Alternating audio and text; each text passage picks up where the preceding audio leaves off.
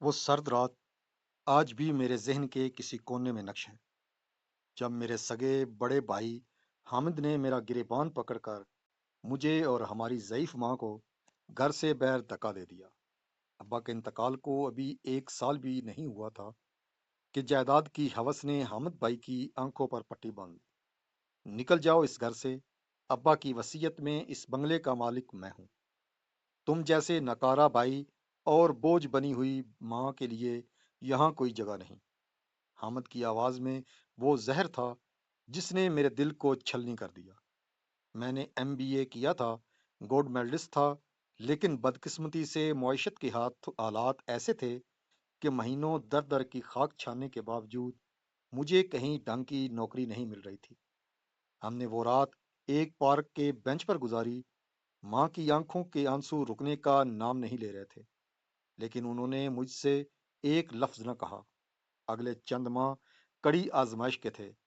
کرائے کے ایک چھوٹے سے کمرے میں رہنے کے لیے رقم چاہیے تھی اور ماں کی ادویات کے لیے پیسے۔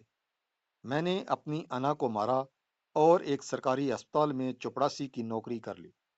وہ لڑکا جو کبھی بزنس میٹنگز کے خواب دیکھتا تھا، اب ڈاکٹروں کی فائلیں ڈھونڈتا اور فرش پر پڑے کچرے کو دیکھتا تھا۔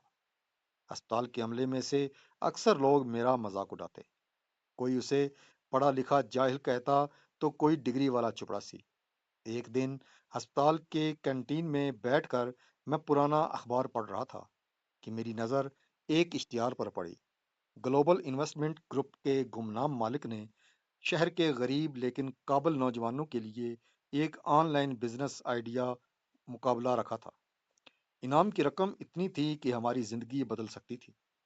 میں نے اپنی تمام تر تعلیم اور تجربے کو بروئے کار لاتے ہوئے راتوں کو جاگ کر ایک ایسا بزنس ماڈل تیار کیا جو ڈیجیٹل مارکیٹ میں انقلاب لا سکتا تھا۔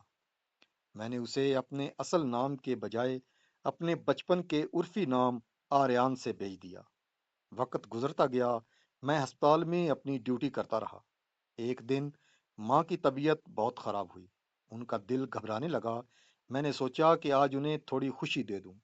اپنی جمع پونجی سے کچھ پیسے نکالے اور انہیں شہر کے سب سے مہنگے اور عالی شان ریسٹورنٹ دی امپائر پیلس لے گیا۔ ماں ہچکچا رہی تھی۔ بیٹا، یہاں تو بہت بڑے لوگ آتے ہیں، ہم اپنی اس حالت میں وہاں کیسے جائیں گے؟ میں نے ان کا ہاتھ تھاما اور کہا، ماں، آج آپ کا بیٹا آپ کو ملکہ بنا کر لے جائے گا۔ جیسے ہی ہم ریسٹورنٹ کے صدر دروازے پر پہنچے، وہاں کھڑے سیکورٹی گارڈ نے ہمیں عجیب نظروں سے دیکھا۔ میرے تن پر ایک پرانی قمیض تھی اور ماں کی چادر میں پیوند لگے تھے، لیکن جیسے ہی ہم اندر داخل ہوئے، وہاں موجود منظر دیکھ کر میرے ہوش اڑ گئے۔ ریسٹورنٹ کا مینیجر جو کسی VIP کا انتظار کر رہا تھا، بھاگتا ہوا ہماری طرف آیا۔ اس کے پیچھے پورا عملہ، شیف سے لے کر ویٹر تک، ایک قطار میں کھڑے ہو گئے۔ اس سے پہلے کہ میں کچھ سمجھ پاتا، وہ سب کے سب میرے قدموں میں جھک گئے۔ پورا حال پورے حال میں سناٹا چھا گیا اور وہاں بیٹھے امیر زادے حیرت سے ہمیں دیکھنے لگے۔ میں نے گھبراتے ہوئے پوچھا، یہ سب کیا ہے؟ آپ لوگ میرے قدموں میں کیوں گر رہے ہیں؟ میں تو صرف ایک عام سا گاہک ہوں۔ مینیجر نے سر اٹھایا، اس کی آنکھوں میں احترام کی چمک تھی۔ اس نے بلند آواز میں کہا، سر، آپ عام نہیں ہیں، آپ وہ آریان ہیں جن کے بزنس آئیڈیاز نے لندن کی سب سے بڑی کمپنی کو خرید لیا ہے۔ آج سے اس ریسٹورنٹ، اس زمین اور اس گروپ کے مالک آپ ہیں۔ اسپتال کا وہ معمولی چپڑاسی جس کے ہاتھ مٹی اور فائلوں سے اٹے رہتے تھے، آج شہر کے سب سے مہنگے ریسٹورنٹ کے بیچوں بیچ ایک شہزادے کی طرح کھڑا تھا۔ ماں نے کانپتے ہاتھوں سے میرا بازو تھام رکھا تھا۔ ان کی سمجھ میں نہیں آ رہا تھا کہ یہ خواب ہے یا حقیقت۔ مینیجر نے احترام سے میرا ہاتھ چوما اور کہا، سر، لندن کے بلیک ووڈ گروپ نے آپ کا وہ ڈیجیٹل مارکیٹنگ ماڈل $5 ملین، یعنی تقریباً 1.5 ارب میں خرید لیا ہے، اور ساتھ ہی آپ کو ایک ایشیائی ریجن کا چیف ایگزیکٹو آفیسر مقرر کیا ہے۔ یہ ریسٹورنٹ بھی اب اسی گروپ کا حصہ ہے، یعنی آپ ہمارے مالک ہیں۔ پورے حال میں موجود امیر زادے جو تھوڑی دیر پہلے ہمیں حقارت سے دیکھ رہے تھے، اب سر جھکائے کھڑے تھے۔ میں نے ایک لمبا سانس لیا، اللہ کا شکر ادا کیا اور اپنی ماں کی طرف دیکھا جن کی آنکھوں میں فخر کے آنسو تھے۔ اگلے ہی دن میری زندگی مکمل بدل گئی۔ وہ اسپتال جہاں میں جھاڑو پونچھا کرتا تھا، آج میں وہاں ایک قیمتی مرسڈیز میں داخل ہوا۔ وہی ڈاکٹر جو مجھے حقارت سے اوے چپڑاسی کہہ کر پکارتے تھے، آج لین بنا کر میرے استقبال کے لیے کھڑے تھے۔ میں نے اسپتال کے ڈاکٹر کو بلایا اور کہا، میں یہاں استعفیٰ دینے نہیں بلکہ اس اسپتال کے غریب وارڈ کے لیے 10 کروڑ کا عطیہ دینے آیا ہوں۔ یاد رکھیے گا، ڈگری صرف کاغذ کا ٹکڑا ہے اگر انسان کے پاس تمیز اور ظرف نہ ہو۔ لیکن کہانی کا اصل موڑ ابھی باقی تھا۔ میرا بڑا بھائی حامد، جس نے ہمیں گھر سے نکالا تھا، وہ ایک بڑے بزنس گپلے میں پھنس چکا تھا۔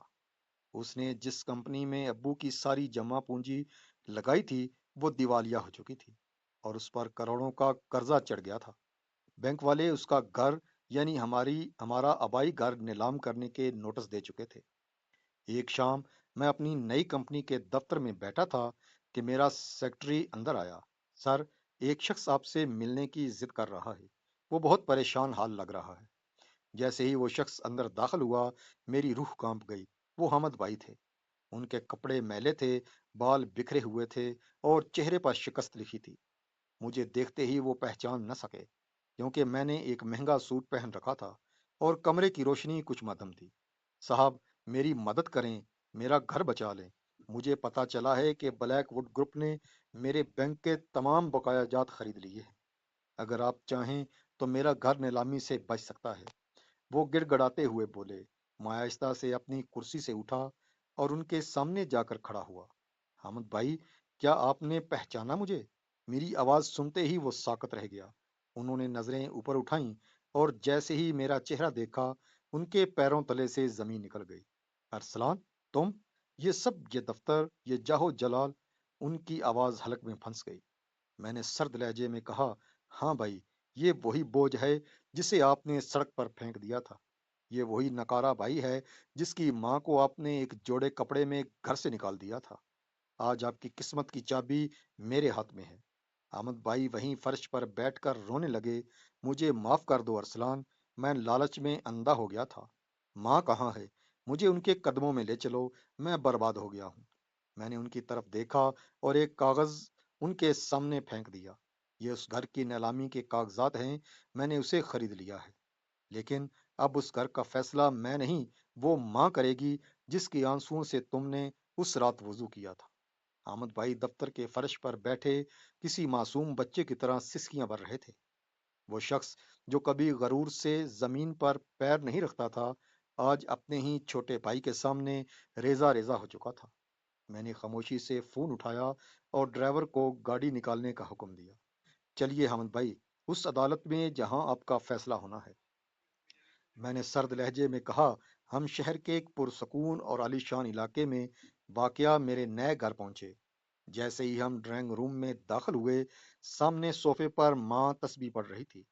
احمد بھائی نے جیسے ہی اپنی ماں کو دیکھا، وہ دوڑ کر ان کے قدموں میں گر گئے۔ ماں، مجھے معاف کر دو، میں نے تمہارے ساتھ بہت ظلم کیا۔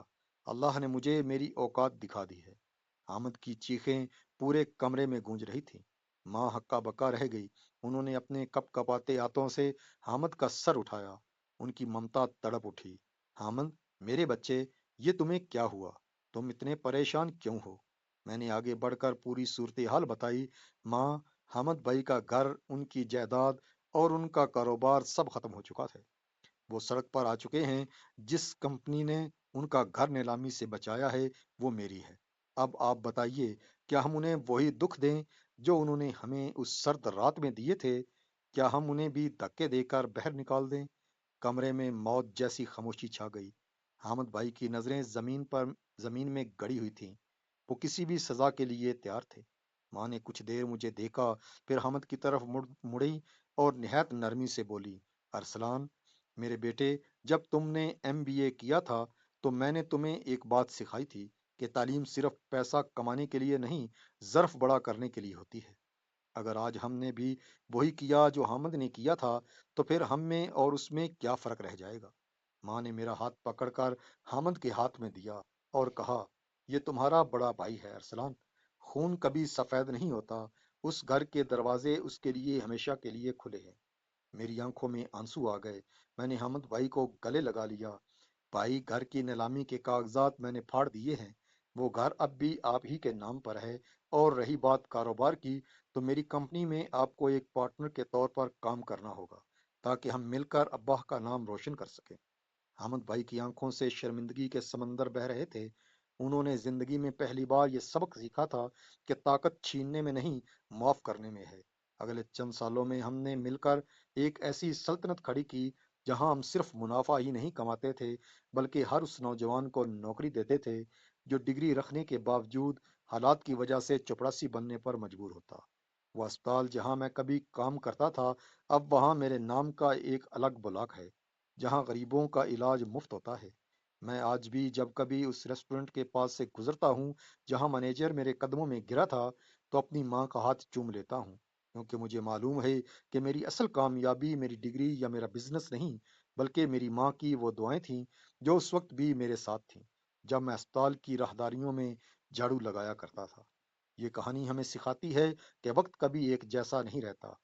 آج اگر آپ کے پاس طاقت ہے تو اسے دوسروں کو کچلنے کے لیے نہیں، بلکہ سہارا دینے کے لیے استعمال کریں۔ زندگی میں وہی کامیاب ہے جو مشکل وقت میں صبر کرے اور کامیابی کے وقت عاجزی اختیار کرے۔